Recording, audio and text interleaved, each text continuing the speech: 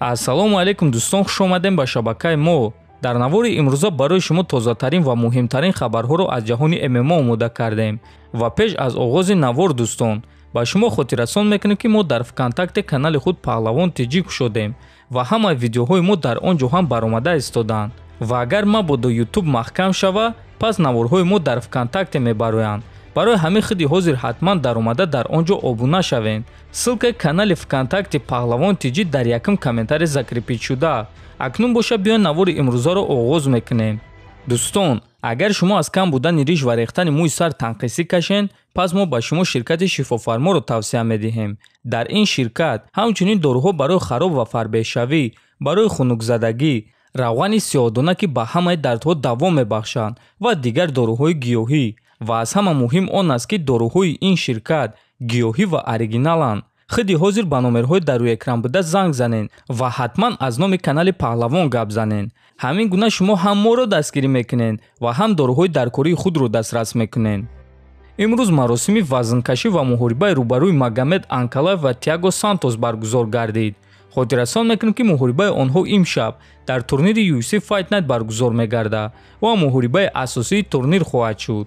турнир имшаб, яъне шаби 12 ба 13 март аз соати 00:30 ба вақти Москва ва 2:30 ба вақти Душанбе оғоз мегардад.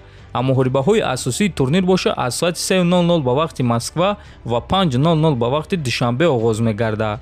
пахши мустақими ин турнирро дар телеканали Матч ТВ тамошо карда метонед. ҳамчунин ссилкаи пахши мустақими бепули ин турнирро мо дар телеграм канали Паҳлавон мегузорем ва шумо метавонед ба ҳамон ссилка даромада пахши мустақими ин турнирро тамошо кунед. ҳамчунин баъди турнир мо муҳорибаҳои асосии турнирро дар телеграм канали худ мегузорем ва касоне ки пахши мустақимро тамошо карда натавонистанд, метавонед рӯзона муҳорибаҳои асосии турнирро пурра дар телеграм канали мо тамошо кунед. ссилкаи телеграм канали мо дар описани видео. дӯстон, ба фикри шумо дар ин муҳориба кӣ ғолиб мешава? Анкалаев ё Сантос? метавонед прогнозҳои худро дар комментария нависед. мо боша мегзарем ба дигар хабар. ҷангвари пешинаи UFC ва комментатори Eagle FC Chael Sonnen бесаброна муҳорибаи Ҳамзат Чимаев ва Гилберт Бёрнсро интизор аст ва ӯ боварӣ дорад ки дар ин муҳориба Чимаев ғалаба ба даст меорад. рӯзи 9 апрел мо шуморо муҳорибаи Ҳамзат Чимаев ва Гилберт Бёрнс дар турнири UFC 273 интизор аст ва ман ин муҳорибаро бесаброна интизорам. ин муҳориба ба ман хеле писанд аст ва ҳозир ман ба ғалабаи Чимаев боварӣ дорам. саргармии ӯ одамро маст мекунад. ягон ҷангвар ба монанди Чимаев аз ҷангҳо кайфият намебарад. ин чиз қувваи ҳаракаткунандаи хеле сахт аст. ҳафтаи гузашта ма бори аввал дидам ки чӣ гуна ӯ тамрин мекунад ва гуфта метавонам ки ҳамаи овозаҳо оиди Ҳамзат ростанд, гуфтааст Сонен. хотиррасон мекунам ки ҳамаи он нафароне ки Ҳамзат Чимаевро мешиносанд ё ин ки бо ӯ тамрин карданд, мегӯянд ки ӯ ҷангвари хеле сахт аст, чӣ дар замин боша, чӣ дар стойка. ва ин суханҳоро низ ҷангвари боистеъдоди тоҷик Нурулло Алиев низ гуфта буд ва акнун ҳатто Chael Sonnen ба ин чиз боварӣ дорад. аммо шумо бошад дӯстон, танҳо рӯзи 9 апрел ин чизро дида метонем, вақте ки Чимаев бо Гилберт дар қафас вомехӯрад.